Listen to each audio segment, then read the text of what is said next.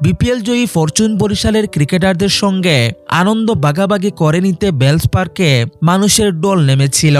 মানুষ এতই বেশি ছিল যে তামিম বাহিনীকে তড়িঘড়ি করে মঞ্চ ছাড়তে হয়। লাখো মানুষের ভিড়ের কারণে তাদের নিরাপত্তা টিম জায়গাটিকে আর নিরাপদ মনে করছিল না। এদিকে গত ৯ ফেব্রুয়ারি দুপুরে চার্টার বিমানে করে বরিশালে উড়ে যান দলটির বেশিরভাগ সদস্য। এ সময় তাদের সঙ্গে ছিলেন ফ্র্যাঞ্চাইজি মালিকসহ টিম ম্যানেজমেন্টের অনেকেই। মূলত ট্রফি জয়ের আনন্দ বরিশালবাসীর সঙ্গে ভাগাভাগি করে নিতে এই আয়োজন ফরচুন বরিশাল ফ্র্যাঞ্চাইজির।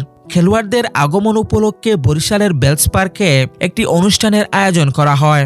তামিম ইকবালদের পরিকল্পনা ছিল বেলস পার্কে বরিশালের সমর্থকদের সঙ্গে ভালো একটা সময় কাটাবেন, প্রত্যেক ক্রিকেটার শুভেচ্ছা বিনিময় করবেন, কিন্তু মানুষের চাপে সেটি শেষ পর্যন্ত আর হয়নি। তাই তো দুঃখ প্রকাশ করেছেন টানা 2 বিশ্বকাপ জয়ী এই অধিনায়ক। ফেসবুক এক ভিডিওতে তামিম ইকবাল বলেছেন, আপ্লুত আপনাদের ভালোবাসা ও উন্মাদনা দেখে। লাখো মানুষের এমন জয় জীবনে দেখিনি আমরা। দুঃখিত আপনাদের সঙ্গে আরো বেশি সময় কাটাতে না পেরে। আশা করি আপনারা ব্যাপারটা বুঝবেন। এবারই শেষ নয়। আপনাদের সমর্থন, ভালোবাসা ও দোয়ার সঙ্গে থাকলে দেখা হবে আবার।